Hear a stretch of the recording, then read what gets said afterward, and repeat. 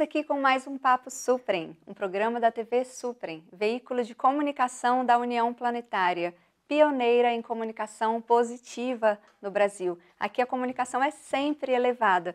E falando nisso, estamos aqui com Paulo Sampaio. Vamos falar da carta encíclica Laudato Si. Ele é um ativista popular e um educador ambiental. Paulo, muito bem-vindo.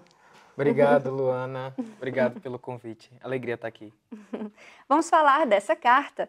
E, para começar, o que é uma carta encíclica? Então, Luana, a carta encíclica, primeiro vou dizer de quem é essa carta, né? Do Papa Francisco. Então, a carta encíclica é um tipo de documento que o Papa escreve. Tem outros tipos de documento, mas a carta encíclica especificamente é um texto mais aberto, é como uma carta que a gente pode escrever. Antigamente era mais comum, né? Hoje em dia, com o WhatsApp, as mídias, a gente não escreve mais carta quase nunca, né? Mas a carta é um documento que o Papa escreve, dirigido, ofertado para a comunidade católica, mas também pode acontecer que ele escreva para outras pessoas, além da comunidade católica, da qual ele é o responsável da Igreja Católica, né? O representante, o sucessor de Pedro, o bispo de Roma. Ele escreve para os seus, que são os católicos, mas também para outras pessoas. E essa carta ela tem uma finalidade? No caso da Laudato Si, ela tem uma finalidade que é tratar sobre o cuidado com a casa comum. Então, essa é a grande finalidade. Ele escreve outros textos, outras cartas, como a Fratelli Tutti, que é um outro documento, também carta encíclica, onde ele vai falar sobre fraternidade e amizade social. Então, esse é o tema da Laudato Si, sobre o cuidado com a casa comum. E essa encíclica, ela é escrita de tempos em tempos? Como é que se dá esse procedimento? Quando ele escreve, quando ele publica? Em alguma ocasião especial ou é mais aleatório? Como é? Existem documentos que eles escrevem de tempo em tempo para comemorar algumas datas, alguma ocasião, e existem outros que vão surgindo como resposta aos tempos. Demanda? Uma demanda do tempo. Então, a carta encíclica Laudato Si, ela é entregue à humanidade em 24 de maio de 2015. Qual era o contexto geral daquela época? Qual era a grande discussão? O Acordo de Paris, que seria assinado na Conferência da ONU em Paris.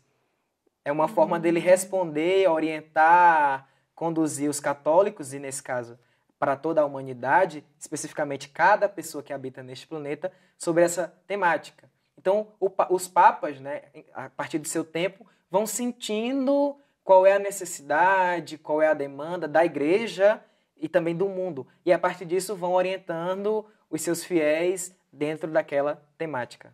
Essa Laudato Si, a encíclica Laudato Si, o que ela fala mesmo especificamente? Quais as orientações? Ela só orienta, ela dá alguma teoria e prática, ou é mais uma orientação genérica? Como é? Certo. Eu acho que uma coisa que primeira disso é o que é Laudato Si? É um termo que talvez a gente olhe assim, o que é que significa, né? Então, Laudato Si é uma expressão em italiano que significa louvado sejas. Louvado sejas. E ela é retirada do Cântico das Criaturas de São Francisco.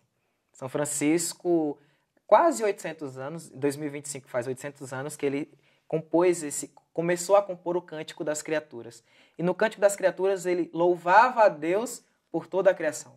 Louvado sejas, meu Senhor, pelo irmão Sol, pela irmã Lua. E no italiano antigo, da época do São Francisco, era Laudato Si, louvado sejas. Então, o Papa Francisco, que recebe o nome de Francisco, inspirado nele, usa esse termo, né? Laudato Si, louvado sejas, e a partir dele ele começa a desenvolver essa ideia de ecologia. Então, primeiro ele denuncia o que está acontecendo em nossa casa comum. Perfeito. O que é que está acontecendo? Então, a poluição da água, a questão do lixo, e ele vai trazendo tudo aquilo, todo esse cenário. Denunciando mesmo. Denunciando, é uma denúncia no primeiro capítulo. Certo. Depois, no segundo capítulo, ele vai dizer a raiz humana da crise ecológica. Ele nos coloca, seres humanos, na causa do que está acontecendo. E é importante a gente saber isso, porque se a gente não sabe que nós estamos provocando isso, a gente vai pensar que não é um problema nosso. Que é uma coisa de Deus ou que é uma coisa da natureza. Não. nós, seres humanos, estamos causando este problema. A nossa ganância, o nosso desejo de ter mais, de lucro, de consumir mais, tem causado esse problema.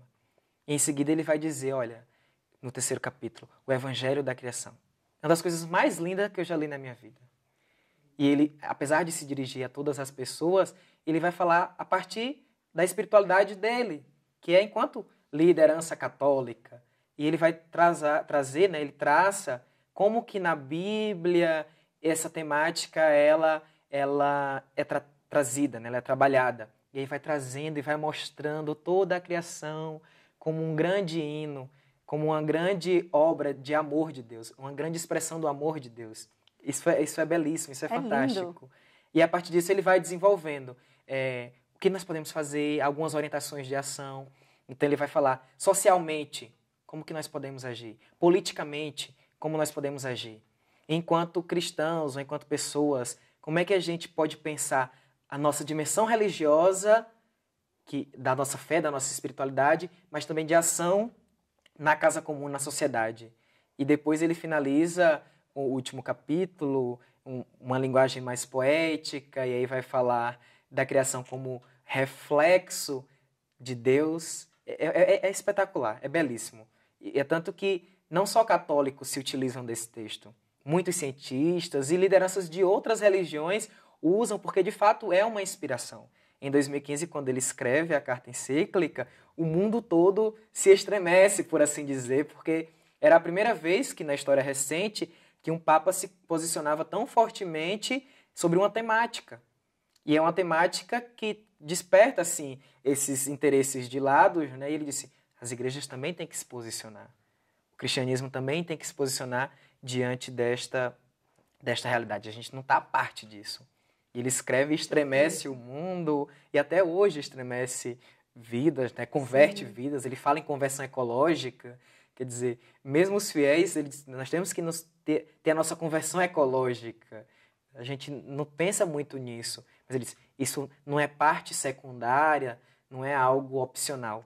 Mas é parte essencial da nossa fé cristã pensar nessa temática. E é uma oportunidade linda que ele está trazendo das pessoas perceberem a unidade da vida mesmo. Como você está falando de São Francisco de Assis, irmão Sol, irmão Lua, irmão Cosmo, irmão Porco, irmão Vaca. Então, ele traz essa unidade como todos irmãos. Sim. Uma das frases, símbolos da Laudato Si, é o que ele escreve, tudo está interligado.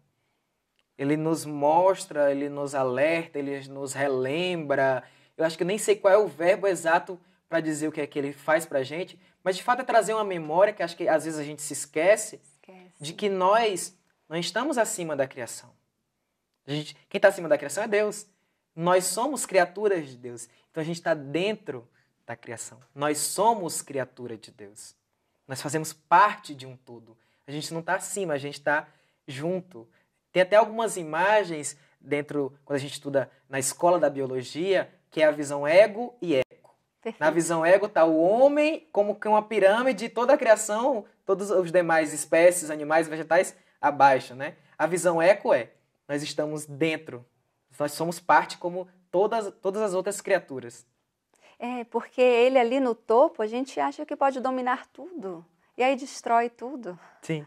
E até uma interpretação errada que se faz. Porque num dos trechos da Bíblia, no livro de Gênesis, Deus coloca Adão, e aí é uma representação. Adão é uma figura poética para tentar explicar, é um mito, né? É o mito da criação. Como toda religião tem seus mitos e ritos, o cristianismo também tem. Então Deus coloca Adão e Eva para cultivar e guardar a criação. Então ele coloca toda a humanidade, todos os homens e todas as mulheres neste lugar de cultivar, ou seja, a gente vai trabalhar a terra, a gente vai lavrar, a gente vai conviver com as criaturas, mas a gente também tem que guardar e preservar. A gente lembra só do cultivar e esquece do guardar. Então, cultivar e guardar a criação.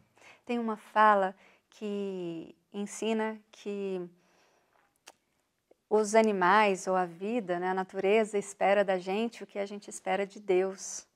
É lindo, né? Sim. É lindo, é exatamente isso. Então a gente olha para tudo isso como produto e faz o que quer que seja com eles e destruindo, sem preservar. E deturpando a imagem da Bíblia mesmo, o ensinamento da Bíblia. Sim. O Papa Francisco ele fala na Laudato Si de antropocentrismo despótico. Quer dizer, é essa visão do homem como centro e de uma maneira sem controle. Então a gente se acha e se sente centro do universo, da criação, e tudo o resto está abaixo.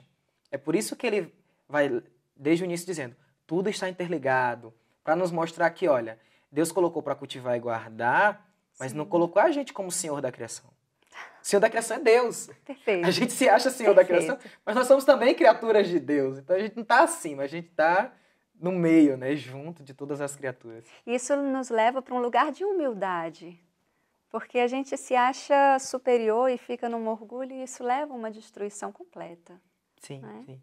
É um pouco desse paradigma da modernidade, do desenvolvimento tecnológico. Então a gente vai criando e a gente vai se sentindo um pouco de criador, que talvez a gente seja um pouquinho, né? O poeta é um pouco tem um pouco de ligação direta ali com Deus, né? Quando a gente vê as poesias, mas a gente tem uma ligação, a gente é espelho de Deus, a gente é reflexo, imagem de Deus.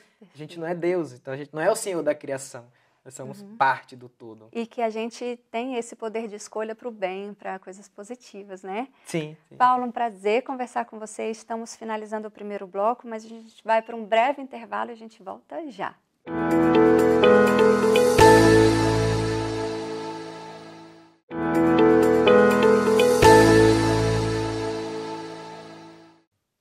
Estamos de volta com o segundo bloco do nosso Papo Suprem, dessa vez entrevistando Paulo Sampaio, ativista ambiental, e estamos com um assunto interessantíssimo, que é a carta encíclica Laudato Si. Paulo, mais uma vez, vamos falar um pouquinho da Laudato. Tem uma campanha Laudato que corre o mundo, como é?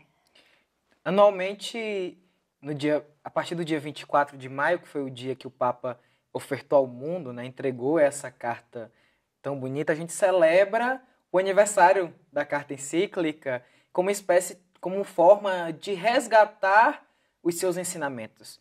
Então, é uma semana que se espalha aí pelo mundo todo, nos 5 continentes a gente vai ter aí, então, atividades sendo realizadas, conferências, ações práticas, para pensar, celebrar Laudato Si, mas também para ir atualizando. O que é que nos fala hoje? No Brasil, a gente também se insere dentro desse contexto. Porque depois que o Papa publica a Laudato Si, isso pode se perder no tempo? Sim. Alguns textos, de fato, as conferências episcopais escrevem, os papas escrevem, muitos desses textos vão da imensidão, é como um mar, né? Então vão se perdendo no mar. Celebrar, então, a Laudato Si é uma forma de mantê-la sempre viva, sempre atual, de ir resgatando esse texto, a sua mensagem, que completa 8 anos em 2023, sim, mas que já é um pouco, então, já tem uma certa idade, mas também é nova, então, e vai atualizando a partir do nosso contexto, né? O que é que nos faz sentido hoje a partir disso. E o foco dela é essa unidade da criação? Sim, sim. Então, se é a unidade da criação e isso todo ano desperta nas pessoas essa informação, é possível que cada vez a gente fique mais ligado com a unidade da vida mesmo, com a compaixão para todos os seres? É como se fosse se liga, acorda. De repente é isso também. Porque às vezes o dia a dia vai nos fazendo esquecer coisas importantes. Então o óbvio, às vezes, ele é importante de ser dito, de ser relembrado, como nas nossas relações familiares. As pessoas sabem que a gente as ama, mas a gente vai sempre buscando relembrar isso, né? Seja por gestos, por palavras, na presença. Então são coisas que são óbvias, mas que precisam sempre ser relembradas, revividas, para ir aquecendo também, né, o coração. Como se estivesse um pouquinho frio, a gente vai esquentando para ver se reanima. Então, a Laudato foi de quando? 2015. 2015. 24 de maio de 2015. E é sempre atual? Sempre atual. Como a Bíblia, né? É uma palavra que é sempre viva, ela fala para uma época, e como palavra de vida, toda palavra de vida, da religião que for, ela é sempre atual. Sim. Porque é palavra de vida. Ela é escrita num determinado contexto, como outros tantos textos sagrados. Ela fala para o seu tempo, ela é escrita a partir do seu tempo, mas a gente consegue ir atualizando na história. E dentro desse contexto atual, como é que a gente consegue falar da Laudato Si numa cultura de paz, diante de tanta guerra que a gente está percebendo, diante de tanta dor, sofrimento, fome? Acho que quando a gente pensa esse ensinamento do Papa, de que tudo está interligado, a gente vai percebendo que as temáticas elas estão então unidas. Não dá para pensar em paz, numa cultura de paz, num mundo de justiça, sem pensar a salvaguarda, né? O cuidado com a criação. E a criação a gente lembra que são as árvores, é o mundo vegetal, os demais animais e também o ser humano. Então pensar em salvaguardar e cultivar a criação é pensar também no ser humano. Não dá para a gente, por exemplo, falar em cultura de paz quando a gente tem mães, líderes de famílias nas regiões de Morro do Recife, que não conseguem dormir numa noite de chuva. Perfeito. Não dá para pensar paz nesse contexto. Se o sono, que é algo vital, essencial, se essas pessoas não podem dormir à noite por medo de que a casa delas desça, né? Desabe, e que elas percam aquilo que elas lutaram a vida toda para construir, Sim. Que não existe paz nesse mundo, então. Então, pensar a cultura de paz não é só pensar a não violência. Isso é um dos elementos da paz. Mas é pensar também o cuidado com a criação de maneira geral. É pensar, por exemplo, nas pessoas que passam fome no nosso país. Essa realidade que é talvez das mais dolorosas que a gente vive. Quem está com fome? Vive a paz? Não vive. Porque a fome dói. A fome machuca. Então, para pensar a paz, eu preciso pensar também no combate à fome. Eu preciso pensar a distribuição de terra para que as pessoas tenham onde cultivar, plantar, onde as pessoas tenham onde morar. Então, a gente vai percebendo, quando a gente vai se aprofundando, de que tudo está interligado. E a gente pensar, por exemplo, o racismo ambiental. Quem são as pessoas mais afetadas pela crise climática, pelas questões socioambientais? São as pessoas pretas. Se a gente faz um recorte de gênero, são as mulheres. Se a gente faz um recorte social, são os mais pobres.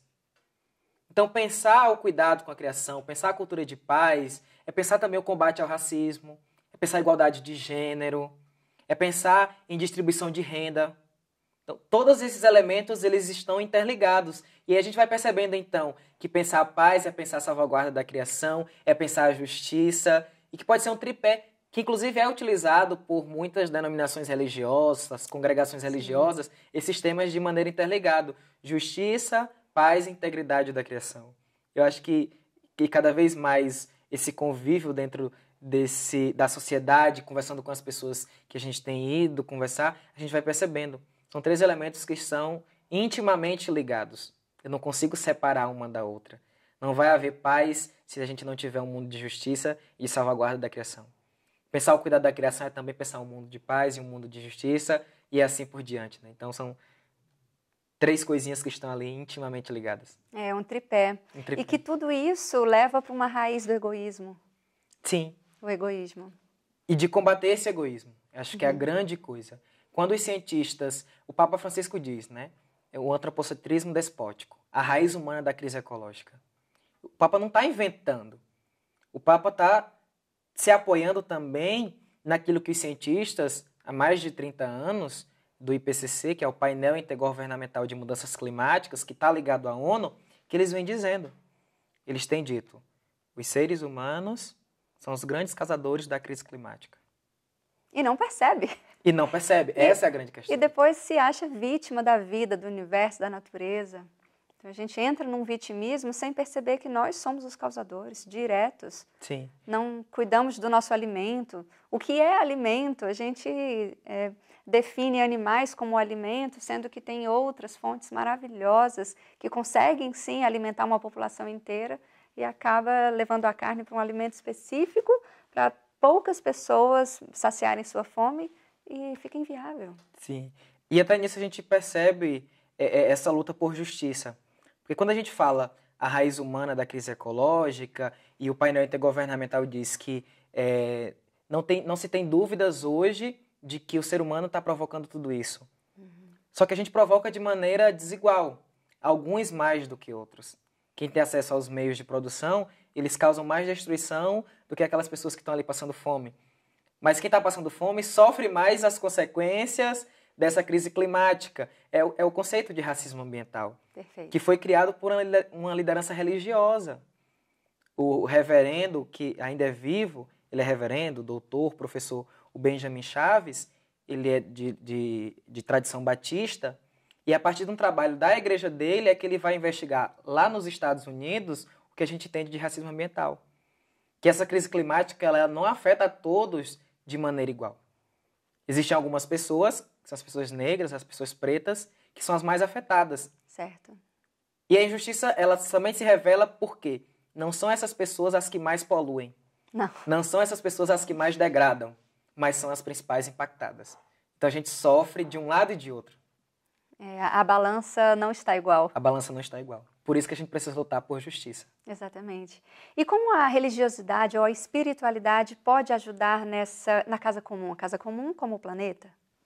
Uma das explicações do que significa religião, são várias teorias, mas é que religião vem de religar, né? Religare, que é religar a divindade, seja o nome que for, seja a forma que for que a gente identifica e reconhece o sagrado, mas também a gente pode pensar a religião de religar a nós mesmos, religar à humanidade. Dentro desse contexto, então, as religiões elas têm um papel fundamental. De maneira geral, quando a gente pensa as religiões, a gente fala sobre a vida. Então, o cuidado da vida passa pelo cuidado com a criação. A espiritualidade que não faz com que a gente desanime, que faz com que a gente sempre mantenha a esperança, ela nos leva a reconhecer Deus na criação e a cultivar e guardar essa criação. E, em linhas gerais, a gente pode pensar em diversas tradições religiosas. Então, nas religiões abraâmicas, cristianismo, judaísmo e islamismo, se entende a natureza como criação de Deus. Nas religiões afro-brasileiras, a gente vai reconhecer a presença do sagrado na natureza. Então, na pedra eu enxergo Xangô. Nas águas doces eu enxergo Oxum. Nas águas do mar eu enxergo Iemanjá. Nos raios eu enxergo Oiá. E assim se segue nas matas de Oxóssi, de Ogum. Então, se a gente for em várias outras religiões, a natureza é criação do sagrado e ela é presença do sagrado.